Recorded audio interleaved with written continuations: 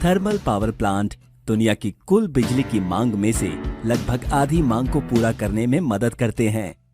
वे working fluid के तौर पर पानी का इस्तेमाल करते हैं। आज के थर्मल पावर प्लांट कड़े एनवायरमेंटल स्टैंडर्ड्स का पालन करते हुए ज्यादा एफिशिएंसी से काम करने में सक्षम है। इस वीडियो में हम एक विस्तृत स्टेप बाय स्टेप तरीके से देखेंगे कि एक coal based thermal power plant ये कैसे करता है। इस जनरेटर के शाफ्ट को घुमाकर हम बिजली पैदा कर सकेंगे। जनरेटर एक स्टीम टरबाइन से गति प्राप्त करता है, जिसे पावर प्लांट का दिल कहा जाता है। स्टीम टरबाइन को टर्न करने के लिए आपको टरबाइन के इनलेट पर एक high pressure and high temperature steam supply करनी होगी। चूंकि टरबाइन हाई एनर्जी फ्लूइड से एनर्जी हासिल करता है, इसके कारणवश आउटलेट की ओर इसका प्रेशर और टेम्परेचर गिर जाता है।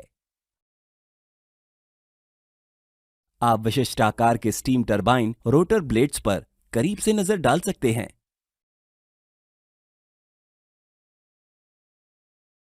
हाई कैपेसिटी वाले पावर प्लांट अक्सर स्टीम टरबाइन के विभिन्न स्टेजेस का इस्तेमाल करते हैं,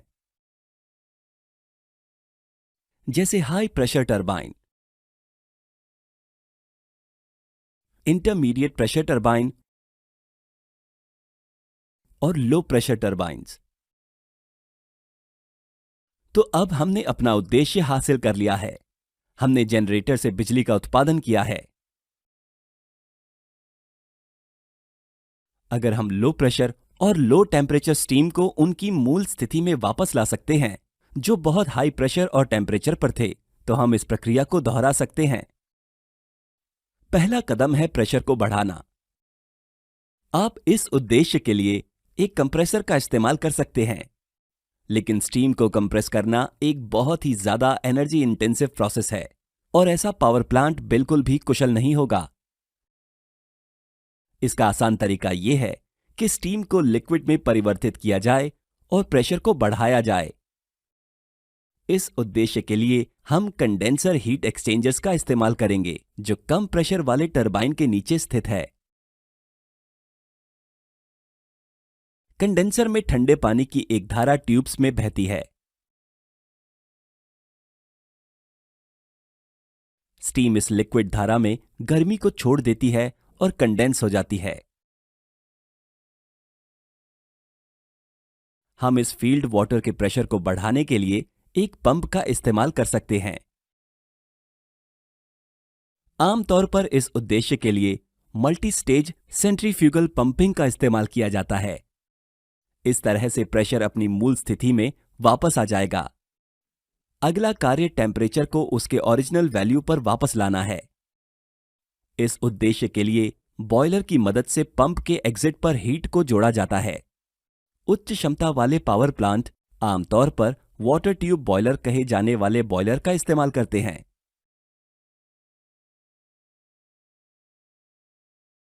इसके बाद पल्वराइज्ड कोयले को बॉयलर के अंदर जला दिया जाता है। पानी शुरू में एक इकोनोमाइजर सेशन से गुजरता है। यहां पानी फ्लू गैस से एनर्जी ग्रहण करेगा।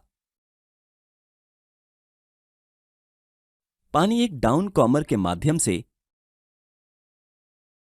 और फिर पानी की दीवारों में से बहता है, जहां यह स्टीम में बदल जाता है।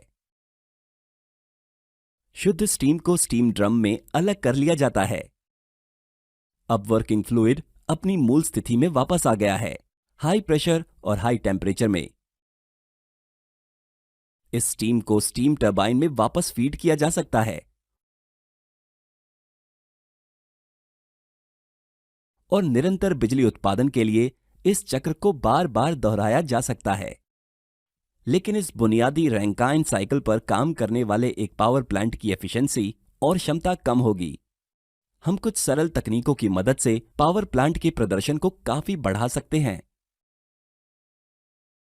सुपर हीटिंग के मामले में लिक्विड को स्टीम में परिवर्तित करने के बाद भी और भी अधिक हीट ऐड हो जाती है और इससे स्टीम सुपर हीट हो जाती है।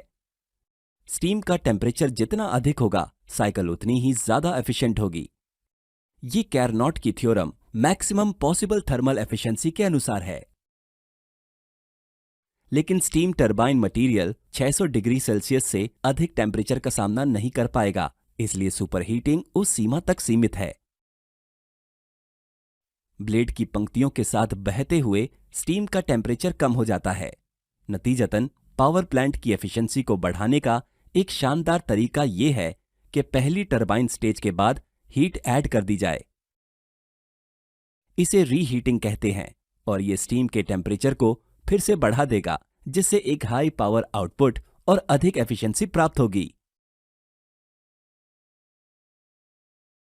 पावर प्लांट के कम प्रेशर वाले साइड का जटिल सीलिंग अरेंजमेंट्स के बावजूद भी वायुमंडलीय हवा को सोख लेने का खतरा रखते हैं।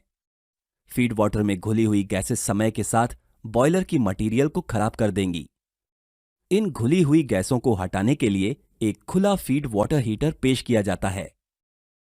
टरबाइन से गर्म स्टीम को फीड वाटर में मिलाया जाता है, जिससे उत्पन्न स्टीम बबल्स घुली हुई गैसों को अब्सॉर्ब कर लेंगे। ये मिश्रण फीड वाटर को पहले से गर्म कर देता है, जिससे पावर प्लांट की एफिशिएंसी में और भी अधिक सुधार होता है। ये सभी तकनीकें आधुनिक पावर प्लांट को 40 से 45% की एफिशिएंसी सीमा पर काम कराती है। अब हम इस बात पर एक नजर डालेंगे कि वास्तविक पावर प्लांट में हीट एडिशन और हीट रिजेक्शन कैसे किया जाता है। कूलिंग टावर की मदद से ठंडे लिक्विड को कंडेंसर में सप्लाई किया जाता है।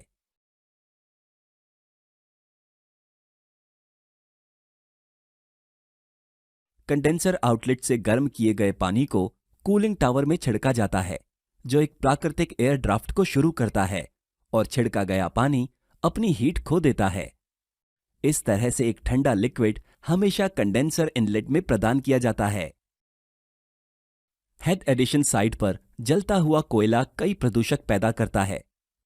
हम इन प्रदूषकों को सीधे वायुमंडल में नहीं छोड़ सकते हैं, इसलिए उन्हें एक ढेर में ट्रांसफर करने से पहले निकलने वाली गैस को एन इलेक्ट्रोस्टैटिक प्रेसिपिटेटर में साफ किया जाता है। ईएसपी प्रदूषक कणों को अब्सॉर्ब करने के लिए हाई वोल्टेज स्टैटिक इलेक्ट्रिसिटी प्लेटों का इस्तेमाल करता है। हमें उम्मीद है कि हमने थर्मल पावर प्लांट के आंतरिक कामकाज में आपको नई जानकारी दी है। वीडियो देखने के लिए धन्यवाद।